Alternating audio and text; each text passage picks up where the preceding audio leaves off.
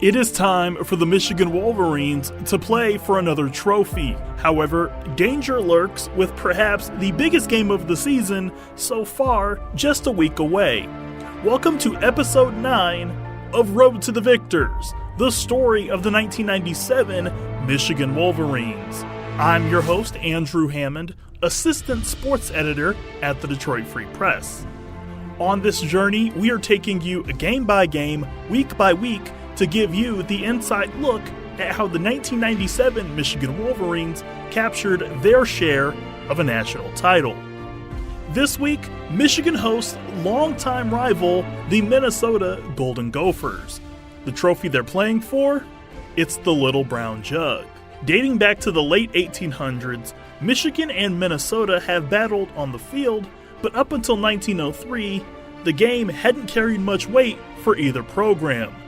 An important moment for both programs, the rivalry, and college football would soon take place.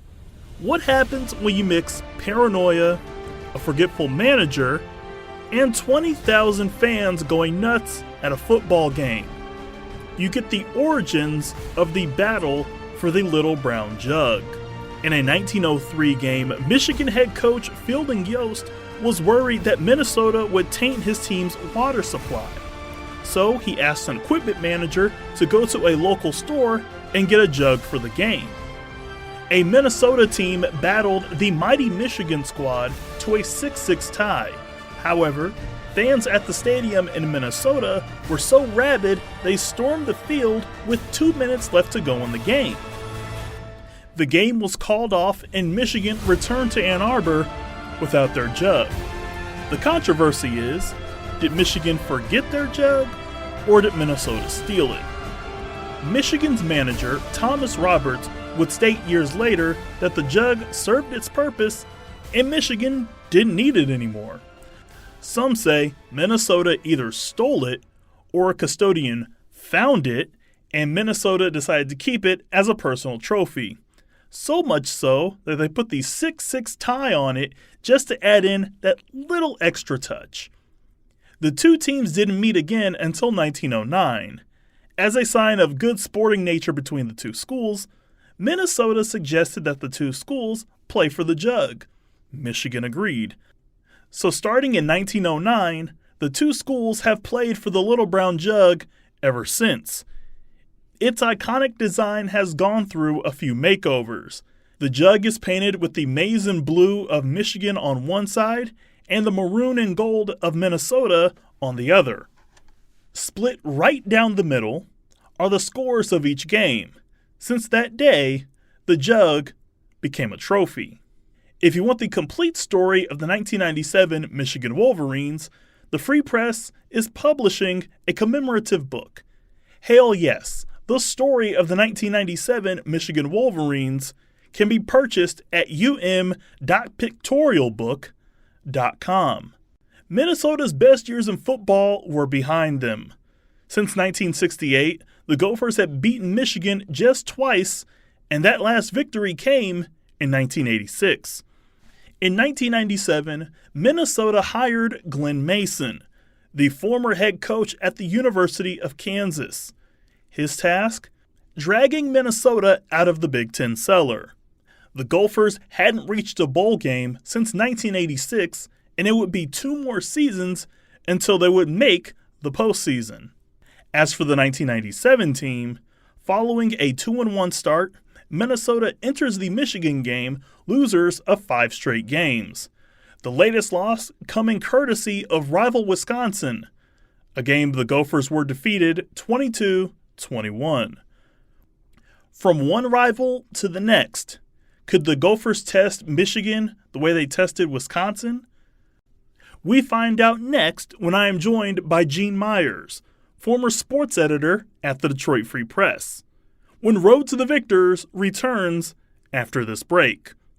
Welcome back to Road to the Victors. I am joined by Gene Myers, former sports editor at the Free Press, as we talk about Michigan versus Minnesota.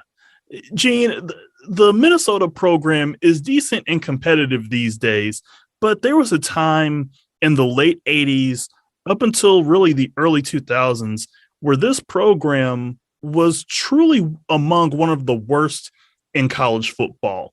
Why do you think that a place like Minnesota that has been successful in both men's and women's basketball, wrestling, so many other sports, but football in a great football state like Minnesota just put together just these terrible teams that came along in the late 80s into the early 2000s? Well, that's a really interesting question. I'm glad you asked me that. And I did a little research on the Gophers, and I'll bet this would shock Michigan fans. The Gophers have twice as many AP national championships as the Wolverines.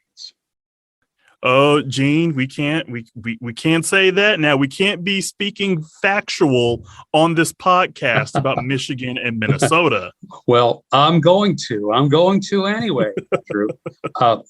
First of all, in the history lesson, Minnesota was Michigan's really first great rival back in the early days of the 20th century with Fielding Yost.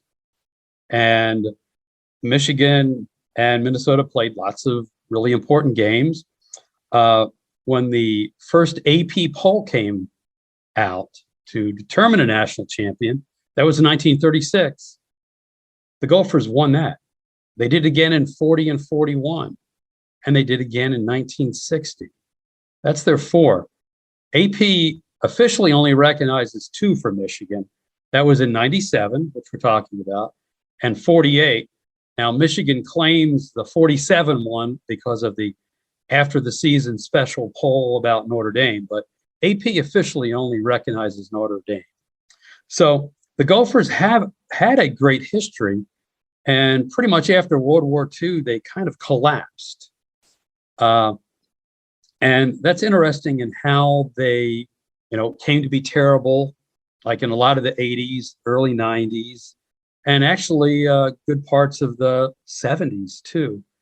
And I think it goes with a lot of football programs that unless you're truly unique and in a a pool of talent is readily available, it is really hard once you're elite, and if you're not, to become elite again.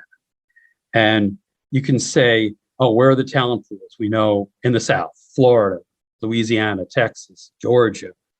And if you're there, you have a huge advantage. And if you're in Minnesota and even Michigan to a large extent, you don't have that advantage. And you have to work a lot harder. And the Gophers, once they weren't that good, in the 50s, they hired a coach. In 54, his name was Murray, last name spelled Warmath. I presume it's pronounced Warmth or Warmouth or something like that. He was there for 18 years. I looked this up. In his fifth year, he went 1-8. That was 1958. His sixth year, he went 2-7. That was 1959. How many coaches these days would still be employed if in their sixth year they went 2-7?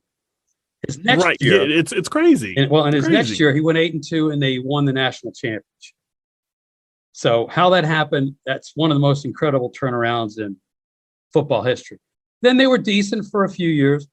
In 67, they won 8-2 again, won their Big Ten title. That's the last Big Ten title Minnesota has won. They didn't win 8 games again until 1999. So they went more than 30 years without winning 8 games. This coach, Murray, was there 18 years, from 54 to 71. At the end of his 18 years, he was all of 9 games above 500. That's like half a game a year. Like no one would stay around that long these days. And basically, they stayed with the coach too long. They didn't have the advantage of being a rich recruiting area. And in a lot of ways, it wasn't as important to them as it is other places. And again, once you fall, it's hard to get back. And it's why, let's take Mel Tucker at Michigan State. Why, when you're in that situation, you need a special coach to do it. And midway through his second year, He gets a $95 million extension because people think he's a special. D'Antonio was a special. People didn't realize it right away, but he turned out to be. And then he fell off. So it's just really hard. In Minnesota, since this guy Murray left, Glenn Mason, who was in his first year in this game against Michigan, he's the only coach that had a winning record who left in all that time, in 50 plus years. Now, PJ Fleck has one right now, but he's not done yet. So, it just shows that it's hard. And everyone needs to appreciate that. In Minnesota, why they fell, they just did. And right. It's fascinating because you look at a program like Minnesota and they don't, or for a time and really in their down years, they were playing in the Hubert H. Humphrey Dome or the Metrodome. Yes. And so it's not appealing to recruits. Yeah, you get to play in an NFL stadium, but it was a cookie cutter dome, for lack of a better term. And so when you look at where Minnesota is now, they have an on-campus stadium. They are embracing the fact that teams have to come up north to play them in October, November, December. And for some reason that's appealing. You have to have a coach. You have to have a young and dynamic coach, yes, like a PJ Fleck, that helps, with recruiting, getting these guys out of, Florida, Georgia, Texas, and into those recruiting battles with not just the Michigans and the Penn States and the Ohio States of the world, but just the Michigan States and the Marylands and the Iowas and Wisconsins, of course. So it's just very fascinating to see a program like that go from, moderate success to just the complete rock bottom. Now they're an average program. I'd say maybe in the top, 35, 45 programs in college football now. But on to the game. Following a Minnesota field goal, Charles Woodson finds the end zone to give the Wolverines a lead they would not relinquish. Here is the call from Frank Beckman and Jim Brandstatter on WJR and the Michigan Radio Network. Greasy calling the signals, drops back, gives the ball to Howard on a reverse to Woodson going left. He's got a convoy in front of him. Heads down to the 25, 20, 15, 10, 5. Touchdown, Michigan! Charles Woodson, 33 yards on the reverse. And who throws a key block for him? None other than Brian Greasy, the quarterback. And Ty Streets was way downfield, and he just kept fighting and fighting. You want to talk about how a guy just continues to sustain a block? Well, the block was on the safety, Tyrone Carter, and Streets just wouldn't lose contact. Greasy got him free in the secondary, and then it was Ty Streets who got him into the end zone. First play of the second quarter, the Wolverines have the lead. Gene, he's done it again. He's done it on defense, but now he does it on offense with a 33-yard touchdown run by Charles Woodson in the second quarter, basically giving Michigan a lead they would not give up. As you've watched Woodson's play throughout the season, he's increasingly becoming a Heisman candidate.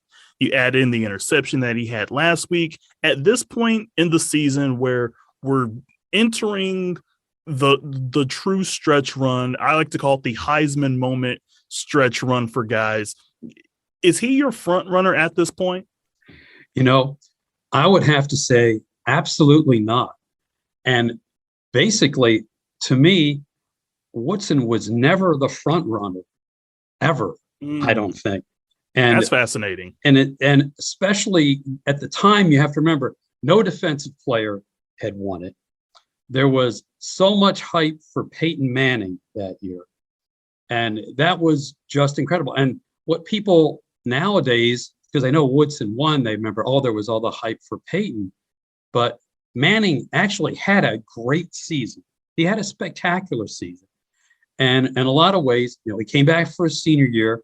He faced all this pressure. He faced all this hype. He had a bad game against Florida in the middle of the season, which hurt him. But other than that, he had a spectacular year at a time when it's not like today. Quarterbacks didn't routinely throw for 3, 4, or 5 touchdowns every game. And he was doing that. I mean, the outliers at the time, like sometimes Miami did it, sometimes BYU did it. But to have a school like Tennessee, a powerful school from a big conference, like run an offense that was so, had such a good aerial attack, that didn't exist at that time. So he did everything you would think he needed to do to be the Heisman Trophy winner or leader. And Woodson, progressed steadily. And the Minnesota game was actually really, really important in his candidacy because the week before he had made 2 interceptions against Michigan State, including the incredible one-handed pick that was just shown forever on all the highlight show. So you go to the next week, Michigan plays this Minnesota. And this was really a pretty boring game. And when I did the research for the Hell Yes 25-year later book, this is the one game I couldn't really remember anything about. That's how kind it was. It was after the Michigan State game, before the Penn State game. And It wasn't a very exciting game. But when Woodson scored on the rush, that was really important because that was the highlight from the Michigan game on all the shows. And here was Woodson, and he was doing something different. He hadn't scored on a rushing touchdown. He had a passing, receiving touchdown, and he had interceptions. But this was something different, and that was pretty much the lone highlight of this game you could show on ESPN. But it just put his name out there again. It's like, oh, and hey, look what Woodson did this week. And while in the big picture, it was just a little slice, but it came at just the right time, and he would just keep doing things that would get him in the highlights the rest of the way. And when he ran that punt back against Ohio State in the regular season finale, I remember being at the stadium thinking, like, I don't know that he can win this, but he's going to be up there. And he's got a shot now. That was like the first time I thought he could actually do it. And I know on last week's podcast, Terry Foster talked about you couldn't fathom him doing it because it had never been done. And you knew he might well be the best player in college football, but it had never been done. And he needed everything to fall right.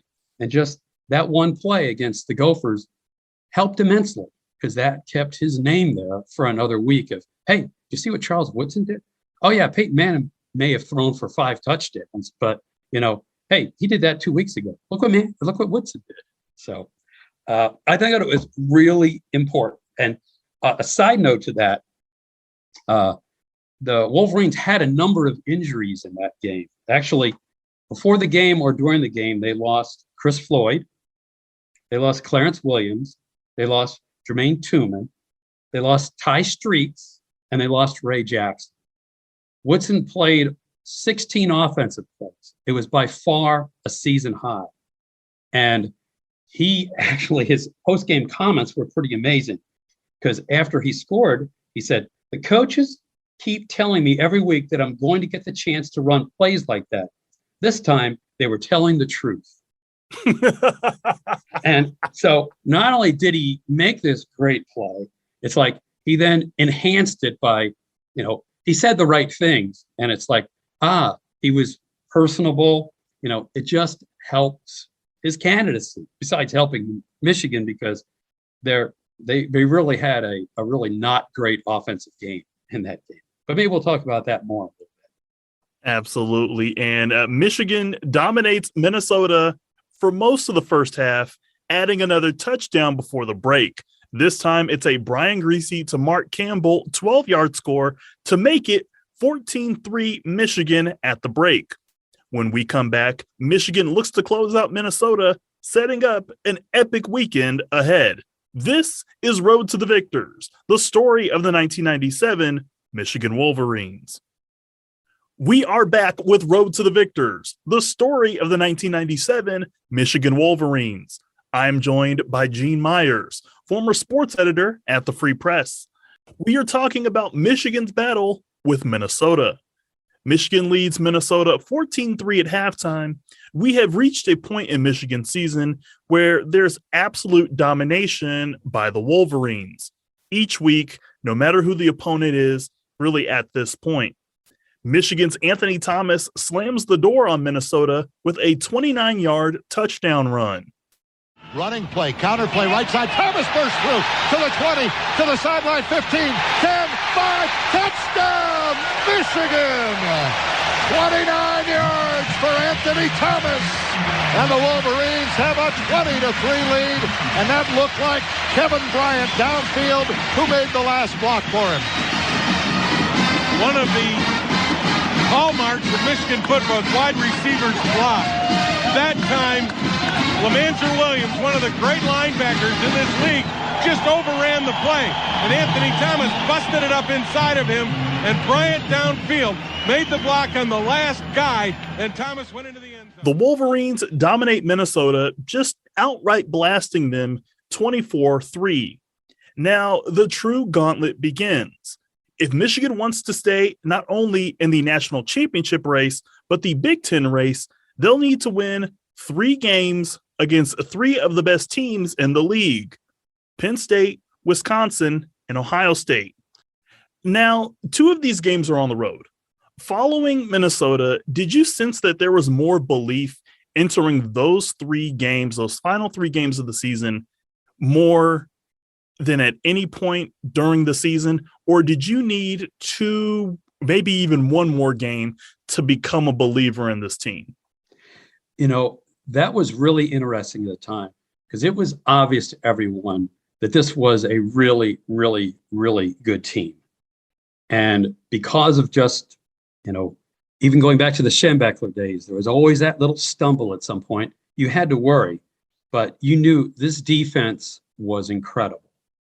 I want to talk a little about the defense, but also about the offense, which is the reason you worried a bit. And you knew that the Penn State game, Penn State was number 2 in the country, was going to be on the road. It was going to make or break the season, even though after that, Wisconsin and Ohio State would be maybe just as hard. But after the Gophers, all right, this is what their first-year coach, Glenn Mason, had to say about Michigan's defense. Michigan's defense is a cut above. When I say a cut above, I am not just talking about defenses that I have seen this year. I am talking about over the last 25 years. In that game against the Gophers went 72 yards in 5 plays on their first drive. They finished with 102 yards, just 12 passing, and only 10 yards of offense in the second half. They had 1 first down in the second half, and that was on a questionable pass interference call. So in a close game, Michigan just totally shut them down. So that's how you never thought Michigan was going to lose. But the offense, meanwhile, they lost a fumble and an interception inside the 10. They missed a short field goal. They just really didn't get going. And they had a ton of penalties, which they'd been having all season. And after this game, they had 11 for 87. And Lloyd Carr said, "We've done everything I know to do to be a team that doesn't commit a lot of penalties." Okay. He'd been saying that all year. They still were committing penalties. The offense had this problem. And you just knew with this defense, they can compete with anyone. But what if the offense didn't come through? And in any game, you could have a block punt, a punt return, an interception that's a pick 6. Something fluky could happen. And could Michigan recover? You didn't really know. That was the big issue, even though you thought, this is possible. This really is possible. But you always had that little doubt. And Brian Greasy, who had a really rough day, he was also sacked 3 times. So he said, it's okay, we're going to be okay. And they were talking about the Penn State game. And Greasy said, we've lost to them 3 years in a row. So we definitely have something to go to Happy Valley and fight for. And it's like everyone knew that next game was so important. And even Woodson, who had a great game against Minnesota, had the best comment going into the Penn State game, where he said, I haven't had a ring since I've been here, and I really want one. I want a big fat ring with a lot of diamonds. And that sort of became a quote that sort of hung over the rest of the season. Woodson wanted his big fat ring with a lot of diamonds. And it just set the stage for, what figured to be the key game against Penn State, which, if they would win, would set up more key games. But it all rode on that game. That gauntlet we have discussed begins on a day that ESPN aptly named Judgment Day 1997. For the first time since 1971, 4 of the 5 top teams in the country would play each other. Number 2 Penn State hosts Michigan in the afternoon, and in the nightcap, it was number 3 Florida State traveling to face number 5 North Carolina. Meanwhile, the top-ranked Nebraska Cornhuskers traveled to face a 6-3 Missouri team, a team that had received votes in both the AP and coaches polls entering that game. The Huskers were a 29-point favorite. Meanwhile, in Happy Valley, Penn State was a 2.5-point favorite over Michigan. By the end of next Saturday, a wild and epic day would forever change the course of college football history, but more on that next week. Before we go, our guest has been Gene Myers. Game audio has been provided by WJR and the Michigan Radio Network. Anjanette Delgado and Kirkland Crawford are the executive producers of this podcast. Kerry Jr. II and Robin Chan provide technical support. Peter Bhatia is the editor of the Detroit Free Press. Be sure to like, share, and subscribe to Road to the Victors on Apple, Spotify, or your preferred streaming app of choice. And find us at freep.com/podcast. Please subscribe, leave a rating, and tell your friends about us. It really does help. For more information on the 1997 Michigan team, pre-order the book Hail Yes, the story of the 1997 Michigan Wolverines at freep.com. I'm Andrew Hammond, and we'll see you next week.